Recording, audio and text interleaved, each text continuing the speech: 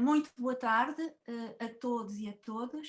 Cumprimento todos os comunicantes e todos os presentes nesta sessão e vamos então dar início a esta sessão paralela que tem como grande tema o título Food Systems, Justice and Sustainability. Informo que cada comunicante tem 15 minutos para apresentar a sua comunicação. Eu procurarei ser rigorosa no controle do tempo, porque há outras sessões que começam precisamente logo após o termo destas. Procurarei não cortar a palavra, peço também aos comunicantes que, ou melhor, que tentem ser o mais precisos e rigorosos no uso e no controle do seu próprio tempo, mas se o fizer, peço-vos já as minhas desculpas por vos cortar a palavra. Penso também que terão a oportunidade de apresentar o vosso trabalho por escrito, por isso esta questão também deverá ser atenuada por essa via. E então vamos começar exatamente com o primeiro comunicante, que é o Dr. Pedro Mota Tavares, que é membro integrado do Instituto de História Contemporânea da Faculdade de Ciências Sociais e Humanas da Universidade Nova de Lisboa e que nos vem apresentar um tema que se intitula, eu vou dizê-lo em português, Sistemas Agroalimentares na Topografia Médica de Trás-os-Montes, Meio Físico, Habitantes e Tipos de Doenças, 1838-1842. Muito obrigada, Dr. Pedro Mota Tavares, pela sua participação e agora a palavra é sua. Obrigado. Bom, eu irei fazer a comunicação em inglês. Sim, sim.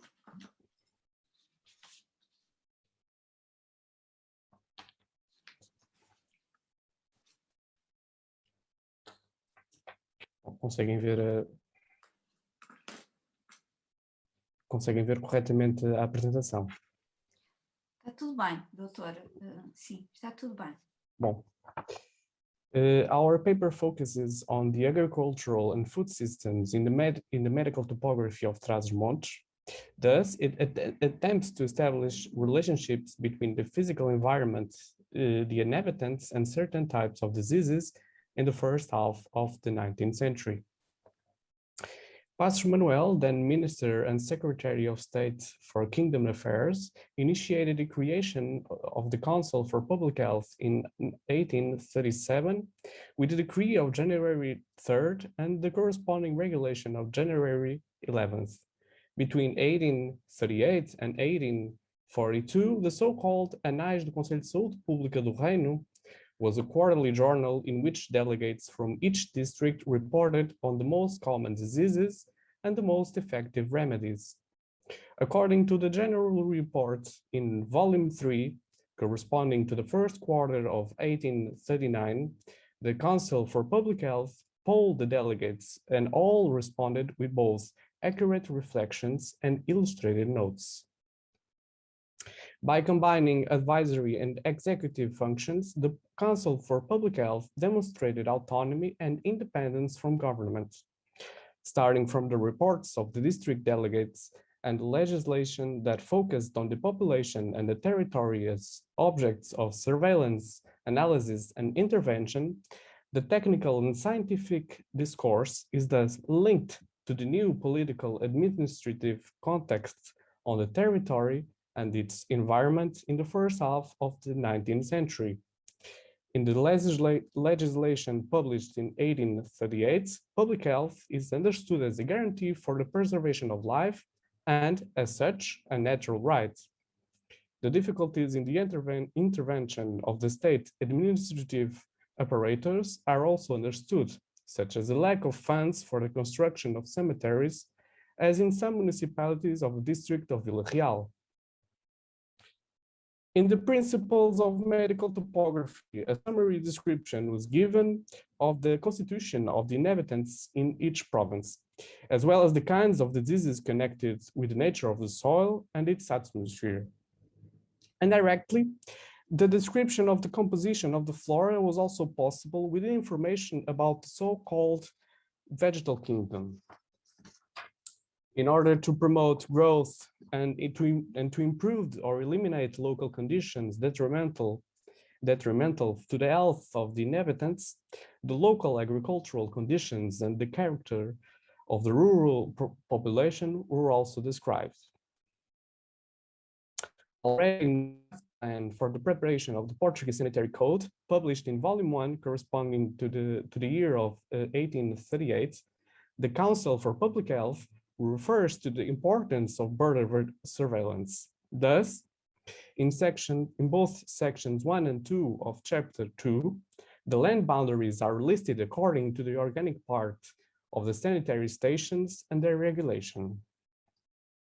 In the list of delegates to the Council for Public Health, António Ferreira de Macedo Pinto is listed as a delegate from the administrative district of Bragança. It is also mentioned that there were only 2 of these delegates left, one in Vila Real and another in Beja, as the law required them to live at the head of the administrative district. For this same reason, it was not possible to present information that could enlighten us, for example, on the issue of vaccinations in Vila Real, as mentioned by a local doctor from Chaves in Volume 8, which corresponds to the year of 1842. So the decree of October 6th, dating back to the legislation of 1838, already provided for the production of statistical medical maps. As for the delegations of the Council of Public Health, Volume 3, corresponding to the first quarter of 1839, mentions that the text of António Ferreira de Macedo Pinto, delegate of Bragança, and whose description is published in this same volume, contained many maps related to the statistics of the population. As for the physical environment, António Ferreira de Macedo Pinto describes the soils in the administrative district of Bragança as mountainous, similar to the general context in Trás-os-Montes, as shown by the hypsometric map of the environmental atlas here.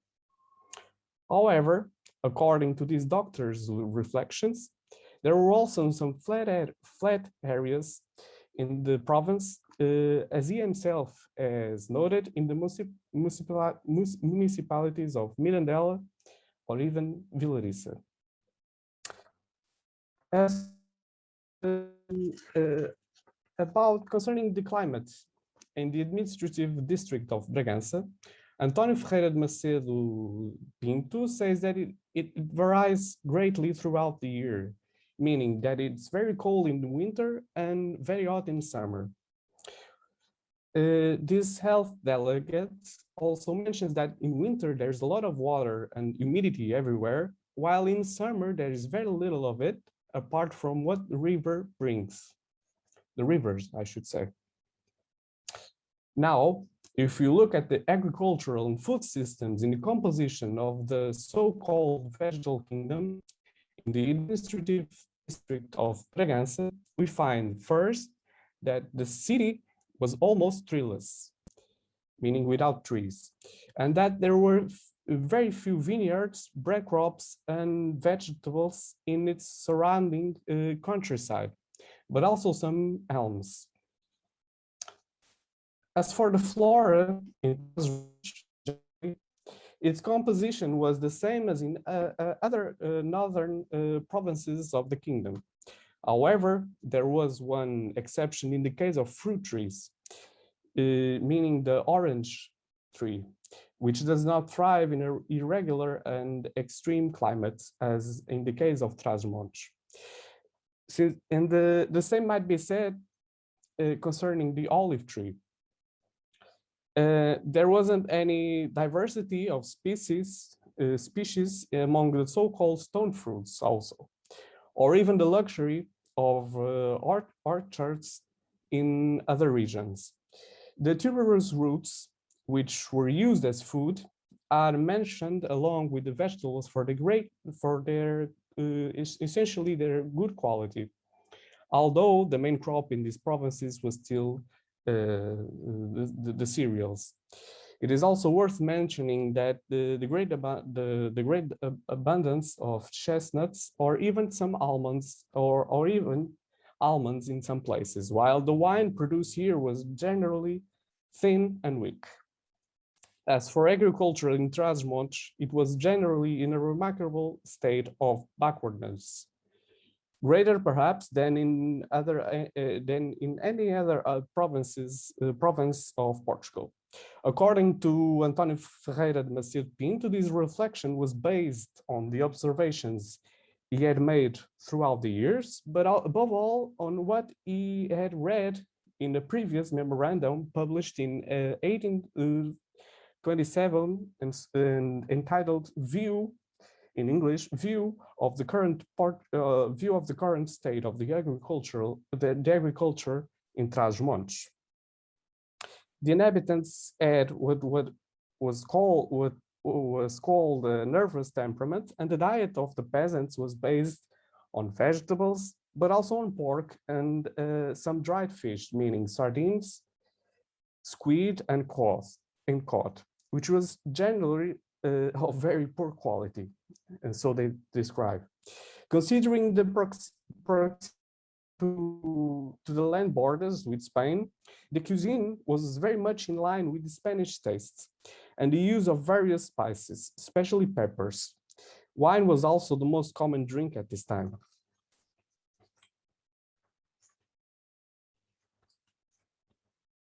In the 1842 report published in volume 8 on the work of the delegation of the Council of Public Health in the administrative district of Bragança during the years of 1839, 1840, and 1841, the predominant diseases were those of the respiratory system, specifically what is called angina, bronchitis, pneumonia, pleurisy, and above all, the intermittent fever.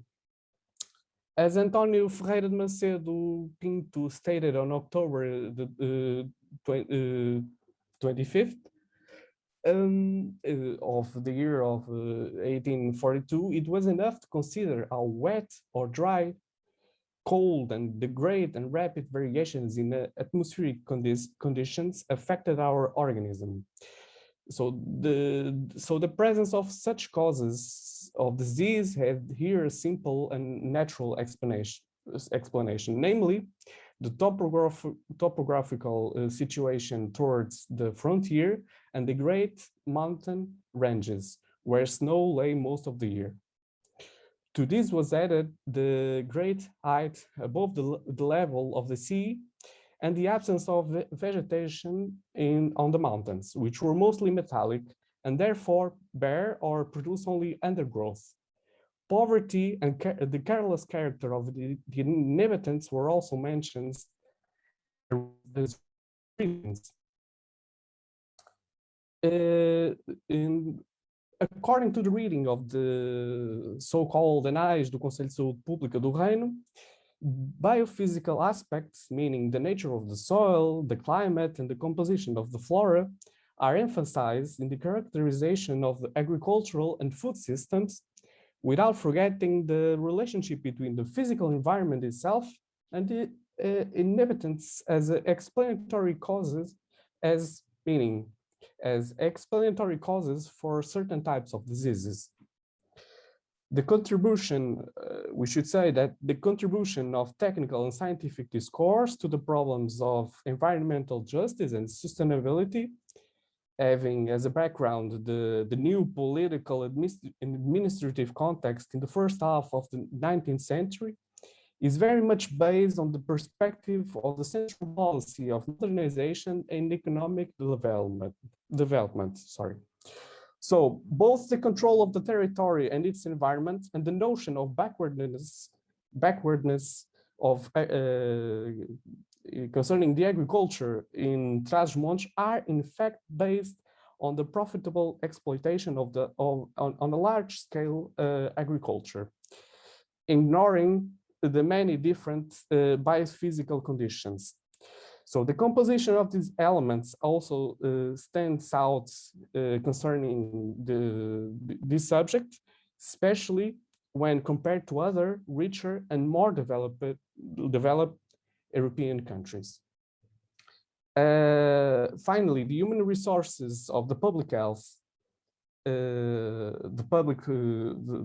Council for Public Health, were obviously insufficient to employ one delegate per district, one sub-delegate per municipality, and several other health directors per parish. Paróquia em português. Given the low vigilance of the central government in a peripheral context, it also seems obvious to us that the administrative apparatus of the state was only able to legislate on what we call an ad hoc and conjunctural basis for the public sale of foods, especially considering that Trás-os-Montes as still the largest land border with Spain, which in turn was still characterized at this time, meaning our chronology, as an undefined reality still. And thank you for your... Obrigado pela vossa atenção. Obrigado. Muito obrigado, doutor Pedro Mota Tavares. Foi rigorosíssimo no seu tempo, nem mais um minuto, nem menos um minuto, 15 minutos certinhos. Muito obrigado, exatamente, pelo esse cumprimento do tempo. Passo agora a palavra à doutora Cristina Joanás de Mel. A Cristina Joanás de Mel, que é também membro integrado do Instituto de História Contemporânea da Faculdade de Ciências Sociais e Humanas da Universidade Nova de Lisboa e que nos traz uma comunicação sob a forma de uma pergunta, muito ao século XIX, que é Ducks, Turtle Levels and Birds, Proto-Bioindicators of Effect of Healthy Water and Agricultural Food in the 19th Century. Doutora Cristina Joanás, a palavra agora é sua, faça favor. Muito obrigada. I'm not seeing you, so I hope to be seen for all of you. Thank you so much, Professor Irene Vaquinhas, for your kind presentation and all the organizing committee for the challenging of the theme of this year of the reporter meeting. I'm going to read the paper, but before that I just want to say and to point out that the sources I'm using to provoke a little bit, the discussion is that this communication lies on reports of health and sanitary surveys, farming and agriculture surveys, and reports on political and military campaign in the terrain.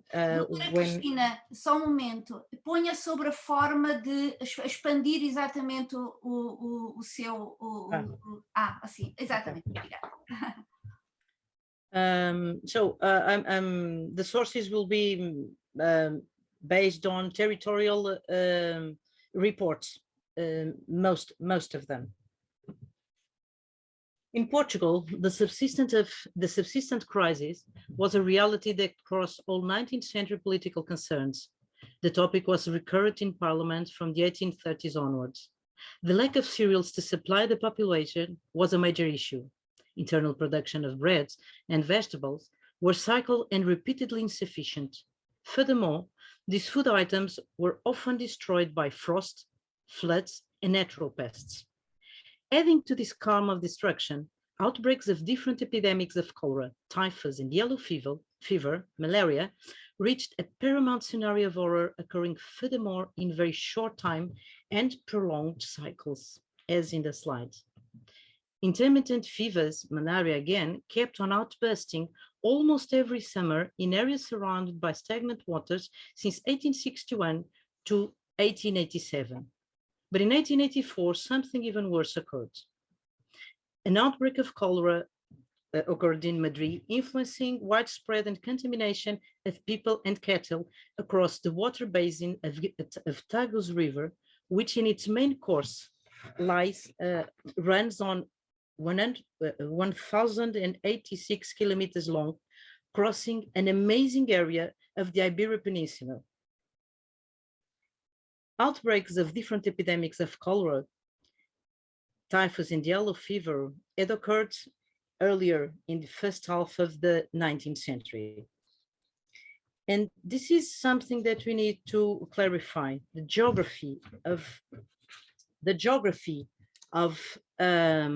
epidemics distribution. Unlike former outbursts, the epidemics of 1884 occurred in Madrid, influencing this amazing widespread of pathogenics from Madrid up to Lisbon. The former ones, they had a different flow. They started nearby the coast in ports and in river ports and in seaside ports. And the flow was from west to the east, but only in the lowlands. That is to say, concerning only water channels of widespread and contamination of these diseases, so leaving aside human and cattle migration for now, the geography and widespread of epidemics in the first half of from the first half of the 19th century up to 1880s, they reached wetlands, river mouths, estuaries in low latitudes, up to the extension of the sea tides flux into the rivers. Fecal contamination through hydrological masses did not necessarily affect the karstic environment, that mean the caves, the inner reservoirs, the inner geological reservoirs in the up-level hills and mountains. So when the outbreak of cholera occurred in Madrid, the panorama changed completely in the capacity and extension of contamination, since waters run from the top to the bottom and they can penetrate the karst and contaminate the inner, the bubbles and the internal reservoirs. When it was declared in Madrid, in Portugal, the Portuguese authorities immediately decreed some measures to protect the kingdom. The Portuguese authorities decreed a sanitary cordon across the land and the sea borders.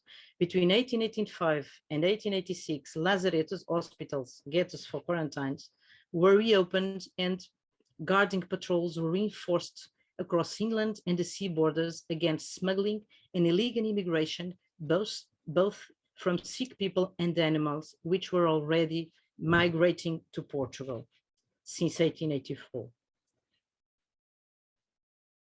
According to Belém and Yanes, animals and people coming from Spain were already vehicles transmitting the disease that had to be stopped. The contagion was verified by hydrological, human, animal, and material routes in rivers due to fecal contamination in areas of human occupation. I'm quoting, recording cases in which the epidemic has risen along the banks carried by human current in this direction. The waters, end quoting, the waters coming from Spain constituted beyond doubt a major deadly danger. The second, I'm quoting again, the circumstance, therefore, that our main rivers originate in Spain was of serious concern to us. On the recommendation of the Alcalde of June 30 of 1885, the authorities claim again, quoting again, as soon as the first news of the cholera in Aranjuez, it was recommended to the civil governors of the districts of Lisboa, Santarém, Porto Alegre, Castelo Branco, to use all the means at their disposal to convince the peoples of the Tagus Basin to consume the water that only after it has been boiled. On the following July 29th, equivalent recommendations were sent to the civil governors of Oporto, Vila Real, Viseu, well, for all north of the Portugal, and also to Faro and the Guadiana and the water basin of Guadiana, all the borders, all the internal borders that could be contaminated through the rivers. With the establishment of the sanitary court guaranteed by the military doctors and the army, people were apprehended at the border in several areas, and patients and suspects were isolated, and a case-by-case interdirection was established for the transit of things harmful, namely of wool, part of the raw material of the wool industry in the interior regions of the border, prohibiting the entry in Portugal of live animals. As was the case for the land border, the same measures were taken to constrain the disease in the Portuguese fluvial maritime territory. Spanish fishermen who tried to enter Portugal through the Guadiana were arrested, isolated, treated and repatriated, and were caught in border by the police. In the former year of 1884, two treaties had been signed between Portugal and Spain and the two river borders between Portugal of Rio Minho and Rio Guadiana in the north of Portugal and in the south and east coast. Okay. The perception of the superlative hygienic danger that this working class fishermen represented for public health was significant. The fishermen would enter the Algarve with their misery. They swallow and with their squalor and their germs, which already on Christina Island were victimizing them. Under such conditions, could the cholera not be imported to Portugal? Asked Belém and Enns. Could, but this was a real miracle. And it is not with the argument of miracles that acts of human welfare are discussed. End of quotation. In this context, transmission of diseases by the sea, rivers, and inland, what food would be safe for consumers? I asked myself about the impact that the sanitary codes would or would not have on the nutrition of populations on the borders, coast, and inlands. Would the supply of nutrients be different from that available in the core of the territory, or did the country have the capacity to make up for that shortage, since these were partial blockades in the territory, and they were also treated on a case-by-case basis? So what kind of sources could we consult, could we look for in order to understand what kind of foods could supply in 1880s the population that would be probably more affected from these widespread contaminations and this cholera contamination than in the early times? So I've just looked for the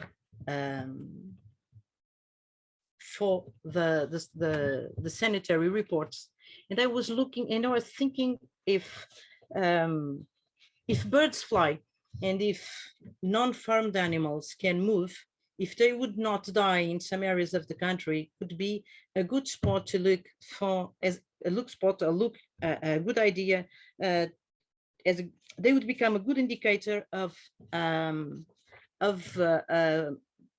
potable waters and sanitary food. And indeed, the result was really interesting. Looking through the sources, I realized that while there were famines and crops destruction, there was an amazing register of abundance of birds, as you can see in these areas. Furthermore, what really struck me was to verify that in these areas of the north, which are very, very rich on game and hunting, I was quite surprised that actually in the inland, where you have some kind of low forest, but here you have dense forest, and here you have dense forest, actually birds became one of the greater food supplies from the populations that lived in coinciding lands with the tributaries of Tagus River that were receiving the contaminated waters from Spain. So furthermore, adding to this, I'm going back, sorry. In Distrito de Porto Alegre and Guarda, we have an agriculture survey that tells us that in 1856, the year of the century of lowest cereals production in Portugal, that's known by the Ano Horribilis, the year Horribilis, due to the famines, in Guarda, in that district, the civil governor just stated that there was no famines in Guarda. And the reason was because the cattle, as game, they would climb up and they will look for good and healthy meadows to go and to eat and drink. So if I didn't really quite prove that ducks and birds would be a good bioindicator to approach the geography of non-contaminated waters and a probably area to explore, I understand if birds and game could be a protein alternative to cereals. I did indeed manage to understand that game, birds and fish, wild animals which are not included in statistics, they were undoubtedly protein very big help for the populations that were living in the inlands and even in the seashore. They would also, the ones from the coast would also eat seafood. But my main question was about understanding how far the movements and migration of wild animals could become a bioindicator of potable waters. And I didn't manage to prove that, but I did realize that they are an amazing indicator of alternative food supply in context of cereal crisis and epidemics that contaminate water and animals and all the food that is associated to farming. Thank you so much for your attention. Muito obrigada também, doutora Cristina Joanás, também foi extremamente rigorosa, os 15 minutos certinhos, trabalharam bem estas comunicações ao tempo, ao segundo, muito obrigada por isso. Vamos agora ouvir a doutora Roberta Oliveira Lima. Boa tarde, doutora, que não a conhecia, prazer conhecê-la. Boa tarde. Me ouvem? Sim, muito bem. Que é da Universidade Federal Fluminense, vai-nos apresentar uma comunicação em nome de um outro também colega, e a comunicação intitula-se Agronegócio ou Agricídio, o Brasil e a Segurança Alimentar. Muito obrigada, doutora, faça favor, tem agora 15 minutos para expor a sua comunicação. Ok, boa tarde a todos e todas. Não tenho slides para apresentar, vou apresentar em português. O fruto desse texto é um diálogo fruto do meu trabalho de tese na Universidade Federal Fluminense, junto também agora com novas reflexões em parceria com a professora Luciana Cordeiro de Souza Fernandes, aqui da Unicamp, que me chamou, né, para fazer parte desse evento. O título, como já foi explanado, é Agronegócio ou Agrocídio, Brasil e Segurança Alimentar. Nós iniciamos fazendo exatamente uma reflexão histórica sobre o surgimento dos agrotóxicos na agricultura. Então, nem sempre o modelo agroprodutivo ele foi baseado em agroquímicos, em maquinários.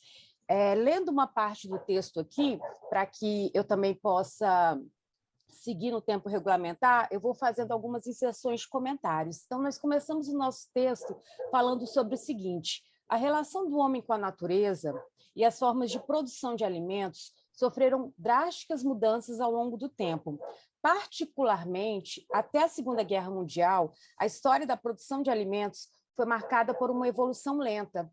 Contudo, o período do pós-guerra testemunhou intensas e profundas transformações. O que aconteceu? Aconteceu uma transferência de tecnologia bélica para o campo, e o que impulsionou a denominada Revolução Verde, caracterizada pelo incremento de diversos tipos de maquinários e da massiva quimificação da produção agrícola, com o uso de novos tipos de fertilizantes e diversos tipos de biocidas ou agrotóxicos. A expressão biocida aqui é muito inspirada na obra emblemática da Rachel Carson, né, na obra Primavera Silenciosa, que é um grande norte para todos nós que estudamos o tema dos pesticidas, agrotóxicos e a relação do homem com a natureza. Seguindo, né, esse processo marcou uma dinâmica de crescente artificialização da agricultura e a sua quase completa captura Por quem? Pelo capitalismo. É um tipo de capitalismo que, ao se desenvolver no campo, transformou as relações sociais ao produzir o denominado alimento-mercadoria. Hoje nós lidamos com uma realidade de produção de mercadorias, de commodities, muito mais do que de alimentos, ainda que o discurso que marcasse o início da Revolução Verde era o quê? De que era preciso acabar com a fome no mundo e que o modelo de agricultura que nós possuíamos já não era adequado, que era preciso mecanizar o campo, era preciso quimificar a nossa agricultura, para que aí a gente pudesse alimentar, acabar com a fome do mundo, até em contraposição à Revolução Vermelha. Havia toda uma polarização, uma guerra fria, que se apresentava no horizonte após a Segunda Guerra Mundial. Então, tudo isso são alguns elementos que são passíveis de reflexão, de exploração, quando a gente fala do nosso modelo agroprodutivo. Ou seja, esse capitalismo que vai transformar o alimento em mercadoria, o commodities, ele acaba também produzindo alimentos não para as pessoas, mas ele produz grão para a ração animal, principalmente, e a gente tem um fenômeno que é o quê? Hoje, contemporaneamente, a fome ela também é um fenômeno rural. Utilizando o McMichael como um dos marcos teóricos, ele faz essa pesquisa sobre a fome também ser um fenômeno do mundo rural, ou seja, aquele que produz muitas vezes o alimento, de fato, ele não consegue ter segurança alimentar plena. O Brasil, evidentemente, ele não vai passar ileso a esse movimento do capitalismo global. Ele vem se transformando cada vez mais em um grande expoente desse modo de produção de alimentos, que é alocado em monocultivos, em insumos químicos. Para a gente situar contemporaneamente, nós somos o maior mercado consumidor de agrotóxicos do planeta, e o segundo maior mercado consumidor de agrotóxicos. São dados do dossiê Abrasco, Associação Brasileira de Saúde Coletiva, de 2015. Contudo, nós temos uma legislação brasileira, que é a Lei 11.346 de 2006, que fala sobre alimentação adequada.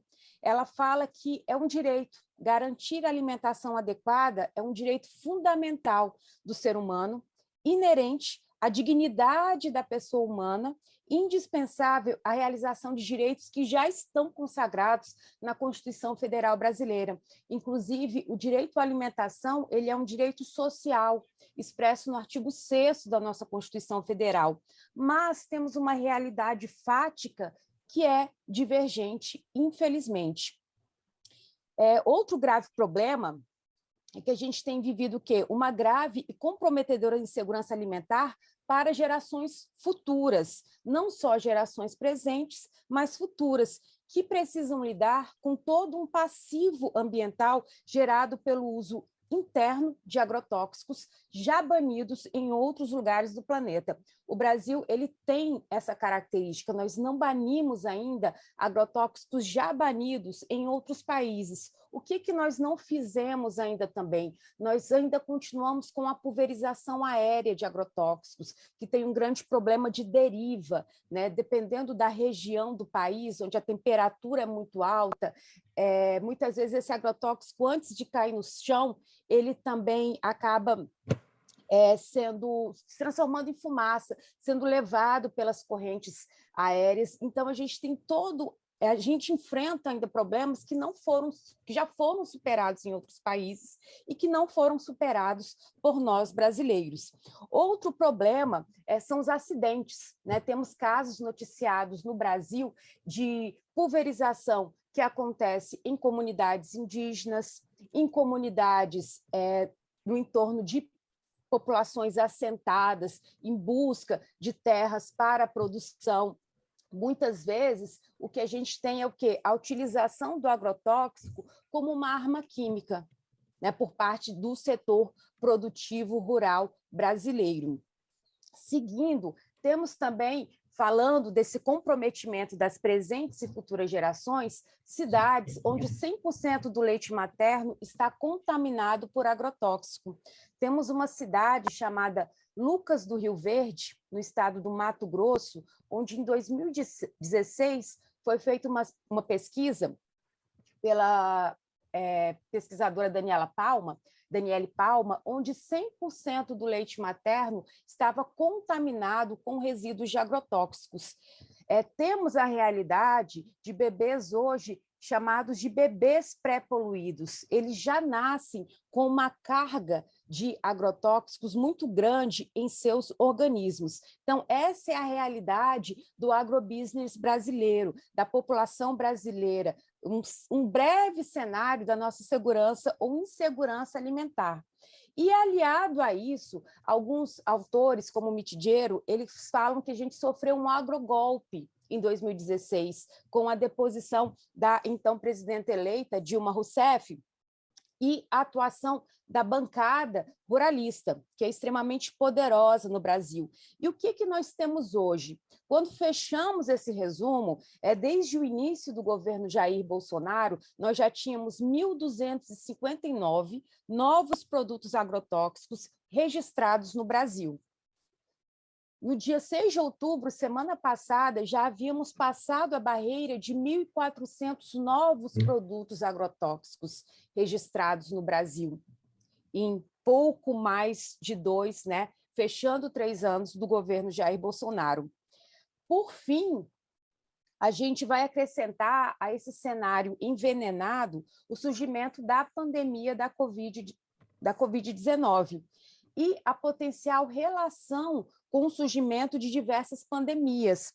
O livro Pandemia e Agronegócio, do pesquisador Rob Wallace, ele fala que a produção capitalista de alimentos mostra a sua insustentabilidade, também do ponto de vista das doenças globais, que são geradas em fábricas, laboratórios de melhoramento genético e campo de cultivo. Assim, diante de todos esses elementos elencados no presente resumo, nós acreditamos que sim, o sistema agroalimentar majoritário no Brasil, ele é gerador de um potencial agrocídio populacional, com danos ambientais, danos sanitários, danos à saúde pública para as presentes e futuras gerações.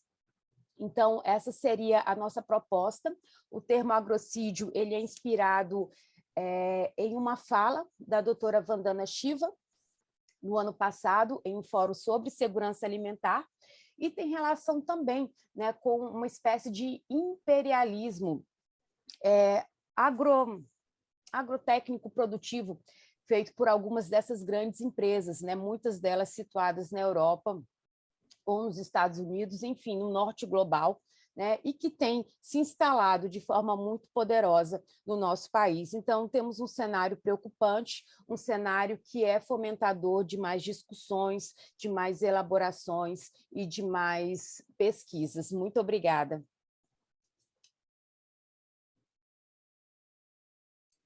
Muito obrigada, doutora Roberta Oliveira Lima, também cumpriu rigorosamente o tempo que lhe foi indicado. E passamos agora à quarta comunicante. Continuamos com comunicantes do outro lado do Atlântico e agora dou a palavra à doutora Júlia. Está aqui? Não? Doutora Júlia Lima Jorge Brandão. Não está presente?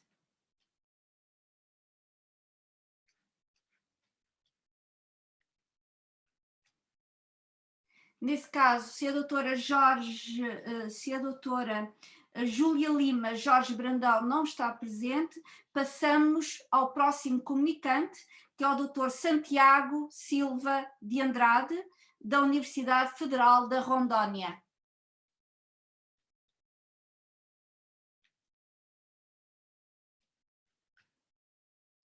Doutor Santiago, também não está presente?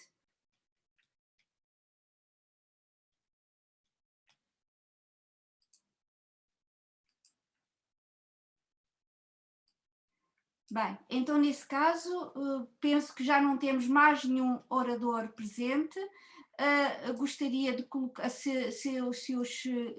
penso que os oradores os oradores, o doutor Pedro Mota Tavares, a doutora Cristina Joanás de Mel e a doutora Roberta Oliveira Lima,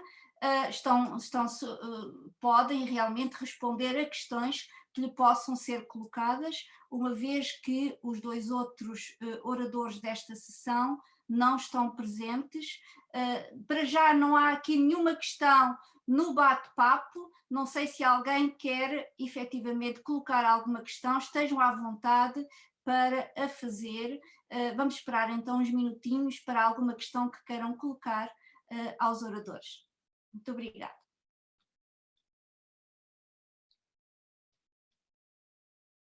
Também podem, naturalmente, comunicar entre si. Temos aqui...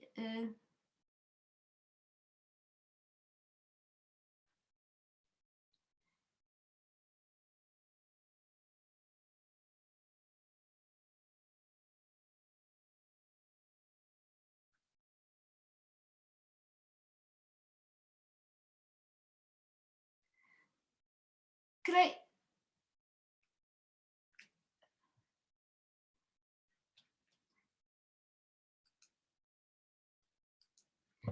Doutor Pedro, talvez... Pronto, já tem som. Percebeu a questão já foi colocada aqui pelo doutor Carlos Faísca. É uma recomendação, presumo. Pelo menos é formulada em tom de recomendação.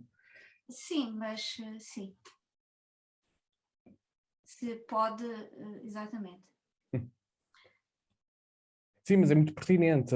De resto, o meu projeto ao nível de tese de doutoramento incide precisamente sobre esta questão que o Carlos Manuel Faísca coloca e de forma muito pertinente.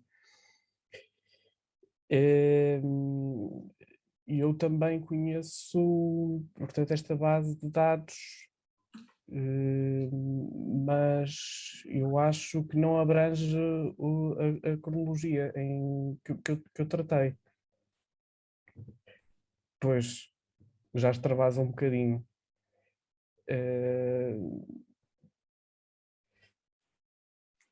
Pois, é o seu problema geral, o que nos deparamos, é verdade. Não há séries consistentes para o período anterior, é verdade. Se me permitem, já agora, não estava a pensar entrar, apresentar nenhuma questão, mas de qualquer modo, eu achei extraordinariamente interessante as vossas comunicações. Gostei muito da sua comunicação também, doutor Pedro Mota Tavares, porque eu lembrei-me imediatamente não só dos numerosos estudos do Ferreira Pinto Macedo que eu conheço. São imensas teses no campo da medicina, estão sobre as questões inclusivamente das febres intermitentes, mas não só, ele aborda tudo e mais alguma coisa. Aliás, ele tem aqui livros que eram utilizados na Faculdade de Medicina como manuais, inclusivamente. Mas, independentemente disso, há aqui uma outra situação que eu, pelas descrições que nos mostrou, que eu achei muito semelhante às informações dos inquéritos paroquiais da década de 40.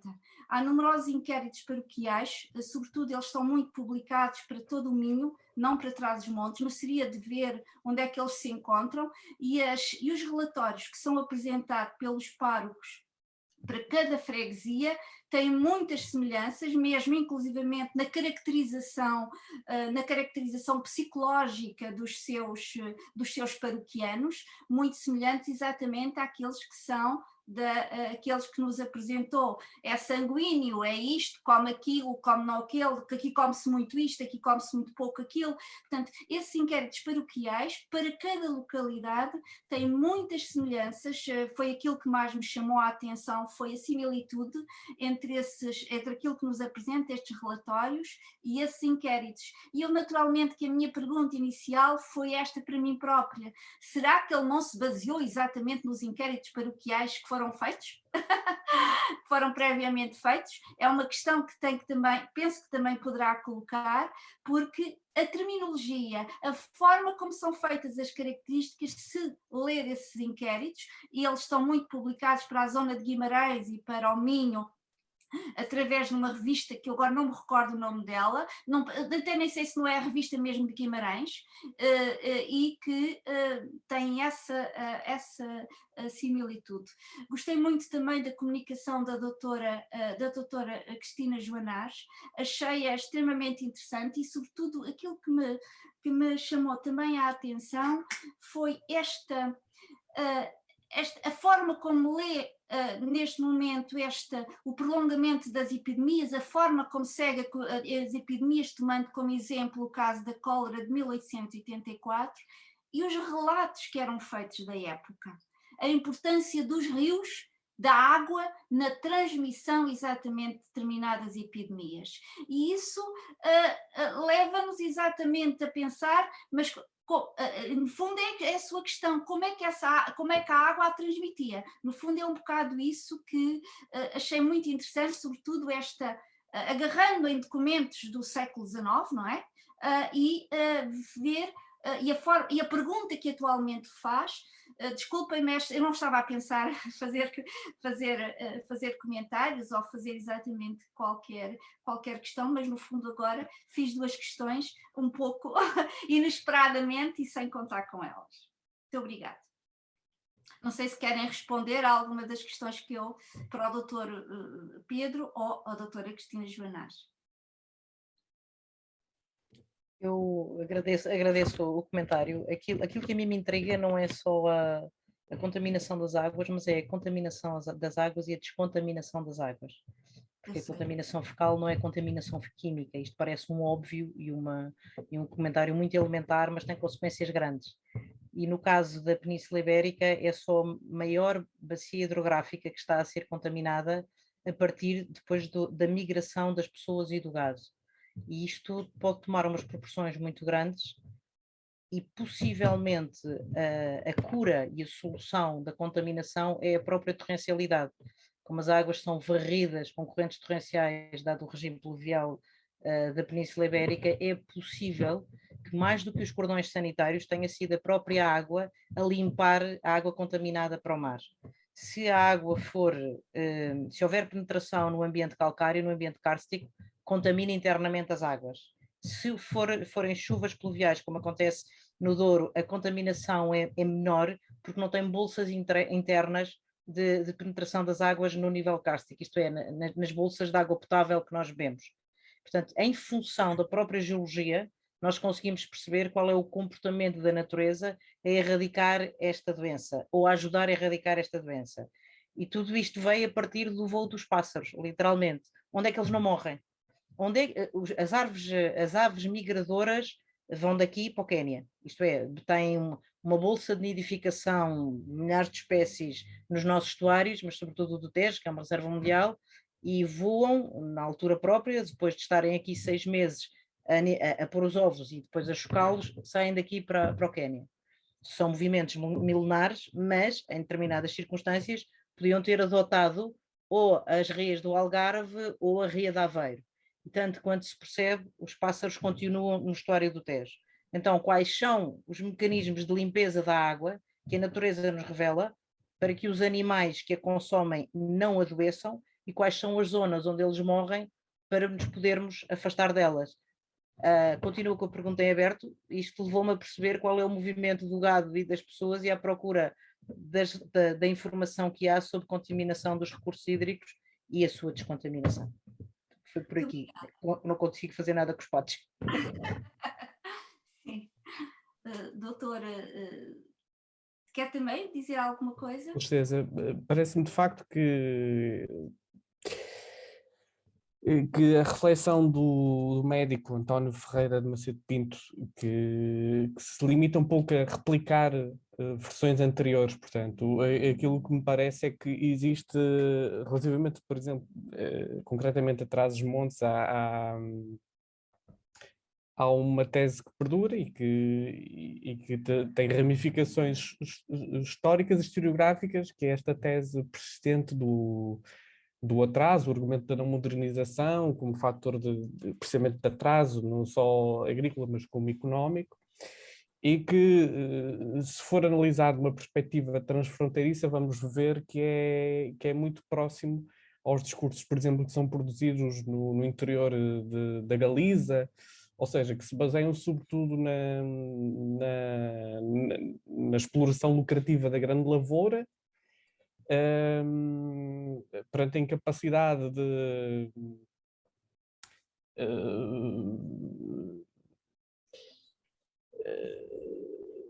superar, digamos, ultrapassar o minifúndio e a incapacidade de gerir os próprios incultos, sendo que esta tese acaba por omitir muito a existência de condições de partida muito diferentes, do ponto de vista das capacidades do solo e ao nível do clima, sobretudo por comparação, porque desde finais do século XVIII, com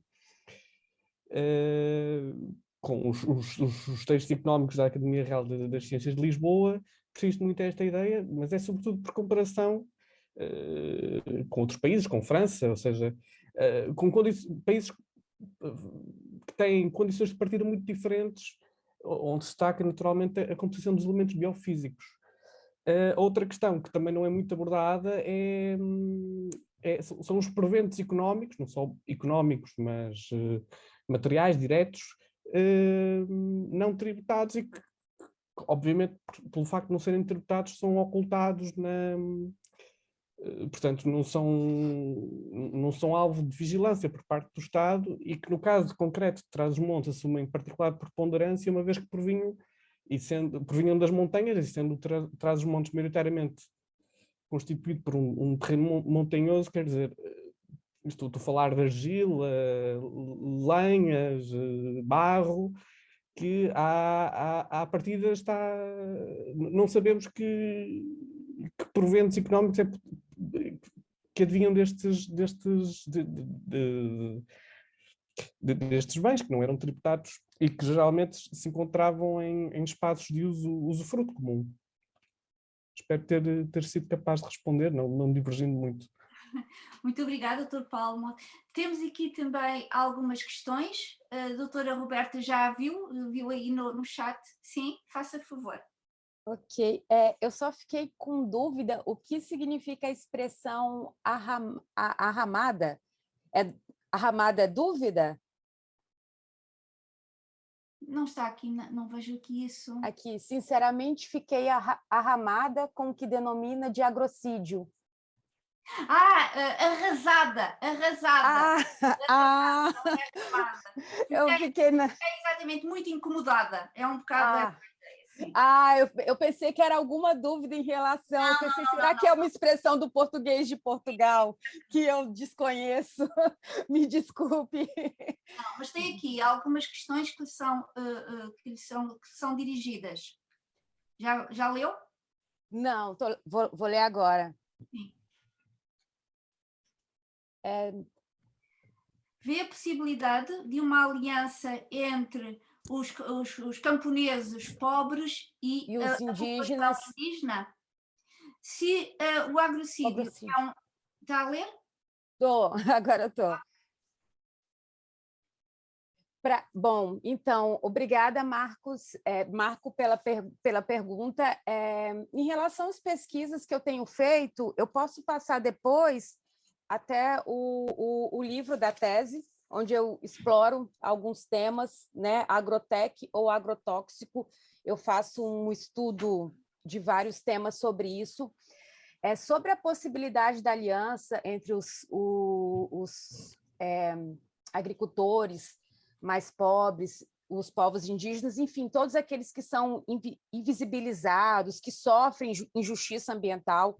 Uma coisa que eu não comentei aqui foi sobre essa falta de equidade nos riscos e o quanto alguns grupos realmente são majoritariamente prejudicados. Os caminhos passam pela agroecologia, né? Uma coisa que eu acredito que a resposta e que o ponto de inflexão a esse modelo tão danoso, tão agrocida, é a agroecologia. A ONU já falou em 2016, em um relatório da Secretaria de Direito Humano e Alimentação Adequada, sobre a necessidade de uma inflexão, ou seja, de uma transição agroecológica. A ONU já reconhece, a ONU, a FAO, né, que foram fomentadoras da Revolução Verde lá no passado, que o atual modelo agroprodutivo, alocado em agrotóxicos, transgênicos, ele é insustentável para a humanidade e para o planeta, e que é preciso fazer a transição agroecológica. Então, nós precisaríamos de uma legislação internacional, falando um pouco do meu campo de atuação, que também dialoga com outras áreas. A gente tem a pesquisadora Larissa Bombardi, uma geógrafa, que teve que ir embora do país por conta da perseguição em relação às denúncias e pesquisas dela. O que a gente tem defendido são 2 pontos: uma legislação para a agroecologia e uma legislação que seja global. Porque essa contaminação que acontece no Brasil, ela também acaba chegando à Europa. Nós não temos como isolar. Esse ano, a professora Larissa Bombardi, ela lançou o Geografia das Assimetrias, onde ela utiliza, inclusive, o conceito da Margarida Mendes, que é o colonialismo molecular. Então, ela fala que o que tem acontecido é um colonialismo molecular entre os países do norte para com os países do sul global, e você esquece de enxergar que isso acaba retornando. Então, muitos agrotóxicos que nós usamos no Brasil, eles são banidos na Europa, mas eles acabam voltando para lá, nem que seja no alimento ingerido pela ração dos animais que lá serão consumidos. Então, a luta nesse processo de mobilização, acho que passa por uma unificação da legislação. Nós não somos menos seres humanos do que os europeus, e, ao mesmo tempo, a quantidade de glifosato permitido na água no Brasil é 500 vezes maior do que na Europa, na União Europeia. Então, precisamos olhar isso de uma forma muito mais igualitária. Muito obrigado, doutora. Temos aqui uma pergunta também para os 3, que é, mais precisamente, a seguinte: quais o tipo de fontes que utilizaram nos vossos trabalhos? Vamos começar, então, por esta ordem, pelo doutor Pedro, para seguirmos depois a doutora Cristina Joanás e então depois a doutora que acabou agora de falar. Faça favor. Responde em inglês, uma vez que a pergunta foi feita em inglês. Não sei se talvez seja bom responder em inglês, uma vez que a pergunta também é feita em inglês. Sim. É uma nova mensagem. Não sei se está a dizer uma nova. Obrigado. Como quiser, aliás, tanto posso responder em inglês como em português. Vou responder. Eu, tal como a Cristina Joanás de Melo, também, enquanto fonte histórica, utilizei os relatórios médicos, a par da legislação, neste contexto específico, no âmbito desta comunicação. Sim. Hi, Mark. Thank you for your question. Like Pedro, I use medical reports, but I went a little bit further from that. I used farming reports, agriculture surveys, and geological surveys. I wanted, and hydrological surveys as well, and mapping. I wanted to know if we could find any links between non-farming and non-controlled animals and landscapes as a contribution for famines and crises on food production. And once I was just looking at the sky, literally, I was watching birds and especially ducks flying and nesting. And I really got amazed how little we do study and use the birds as sources in our researches. If you allow me, I will, I would like to share my presentation, but I'm not sure if I can. Because I'm not driven by the sources. I'm driven, I follow the question. I wanted to know what was the contribution of wild birds and game, which I'm totally mad for, but what was the contribution of what is not accounted in farming and GDP production? And why do we have a richness in natural resources that we are despising in sources because they are not there? So how can I reach them? And I thought that through biology and biological animal behavior, I could reach something. I could go from nature to the written sources to find the answers to my question. It was exactly the other way around, which I do quite often, from landscape to archives. It's exactly the opposed methodology, somehow how archaeologists do. I look at landscape and I wonder, how was it, or how can it be, and what are we missing in written sources? How can we go from nature to archives? And if you think about territorial sources and not about our questions, then you have to put your mind in historical time, and we need to know historical context to address administration contracts, farming contracts, and ways of exploring and living and managing administration, religion, and the land, to look for the right sources.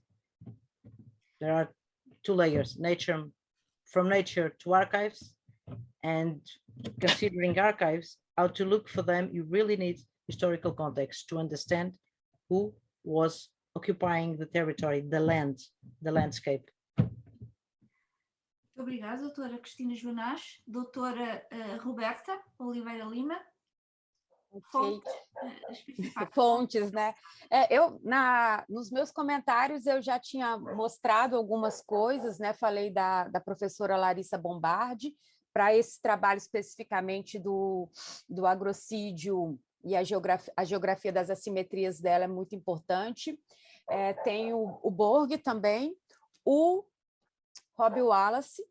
E, de forma geral, na minha pesquisa de tese, como eu falei, é um desdobramento. Marco, eu posso te mandar em PDF meu trabalho, onde tem toda essa coletânea. Então, eu fiz um trabalho interdisciplinar, porque o meu programa é de Sociologia e Direito, então eu trabalhei o tema de forma interdisciplinar, com relatórios médicos, da geografia, enfim, de outras áreas, mas há um momento também em que eu analiso as ações do Judiciário, as ações civis públicas do Ministério Público Federal Brasileiro e as decisões dos juízes em primeira instância, para ver também o que está sendo feito de forma prática aqui no Brasil.